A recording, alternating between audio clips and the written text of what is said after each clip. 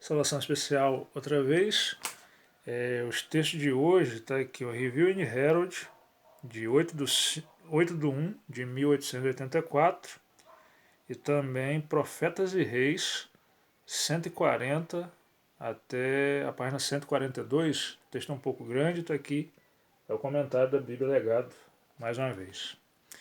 Aqueles que se recusam a aceitar reprovações ou serem corrigidos manifestarão inimizade, maldade e ódio contra o instrumento que Deus empregou. Eles não deixarão de usar qualquer meio para projetar um estigma sobre quem lhes transmitiu a mensagem.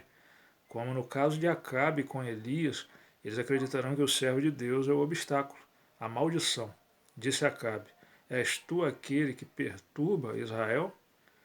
Há necessidade hoje de voz de severa repreensão, pois graves pecados têm separado de Deus o povo. A infidelidade está depressa tornando-se moda. Não queremos que este homem reine sobre nós, é a linguagem de milhares. Os sermões macios, tão frequentemente pregados, não deixam impressão duradoura. A trombeta não dá um sonido certo.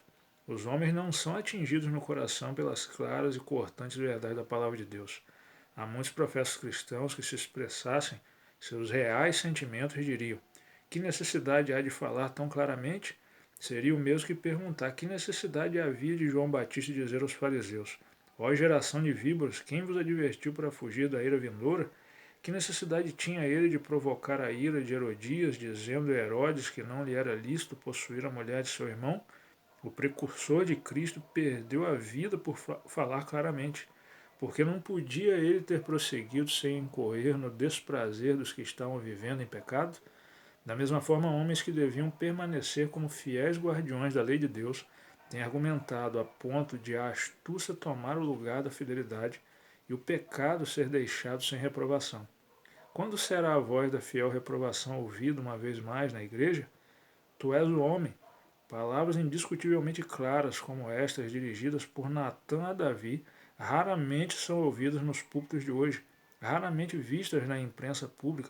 Se não fossem tão raros, veríamos mais do poder de Deus revelado entre os homens. Os mensageiros do Senhor não devem queixar-se de que seus esforços não produzem frutos, enquanto não se arrependerem de seu próprio amor ao aplauso e seu desejo de agradar aos homens, o que os leva a dissimular a verdade. Os pastores que apreciam agradar aos homens que clamam paz, paz, quando Deus não falou de paz, bem deviam humilhar o coração perante Deus, pedindo perdão por sua insinceridade e falta de coragem moral. Não é por amor ao próximo que eles abrandam a mensagem que lhes é confiada, mas porque são indulgentes para consigo mesmos e amam a vida fácil. O verdadeiro amor busca primeiro a honra a Deus e a salvação das almas. Os que possuem este amor não se esquivarão à verdade para se abrigarem dos incômodos resultados de falar claramente. Quando almas estão em perigo, os ministros de Deus não considerarão o eu, mas falarão a palavra que lhes é ordenada, recusando desculpar ou atenuar o mal. É uma situação complicada, difícil, porque encontrar às vezes o equilíbrio em estar transmitindo a mensagem não é tão fácil, porque sempre vai estar ali naquele risco de você ofender alguém e aquilo de repente afastar mais ainda a pessoa. Mas é preciso, pela ajuda do poder de Deus, encontrar a maneira de equilibrar essas coisas, porque existem verdades que precisam ser ditas.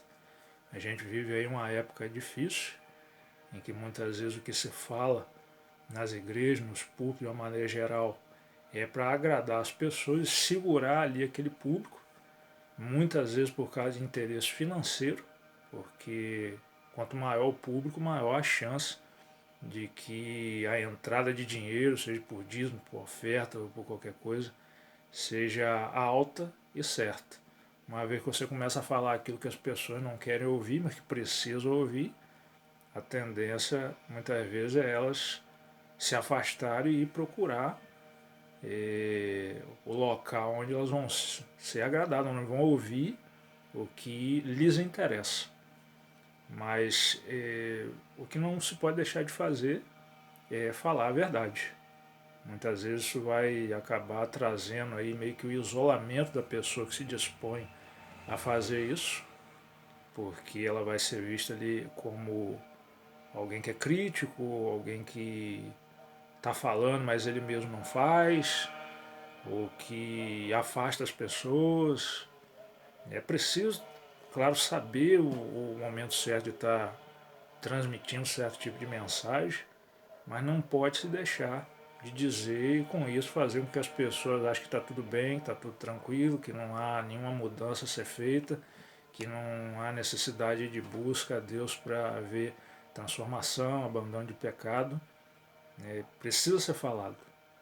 Às vezes, infelizmente, até mesmo de uma maneira mais dura, mas aqueles que tiverem uma atitude de humildade, de que perceba e reconheça que todos nós somos pecadores, a gente precisa muitas vezes ser orientado, vão aceitar da melhor forma. Aqui no texto trouxe o exemplo de Davi. Sabe, ele poderia ter ali simplesmente abafado toda a situação, porque ele tinha poder para fazer isso. Poderia até mandar matar aquele profeta ali que trouxe a mensagem para ele. Mas ele teve essa atitude de humildade, percebeu o tamanho do mal que tinha causado e, além de buscar ali o arrependimento, ele aceitou todas as consequências, os efeitos, né, que a atitude ruim que ele teve trouxeram.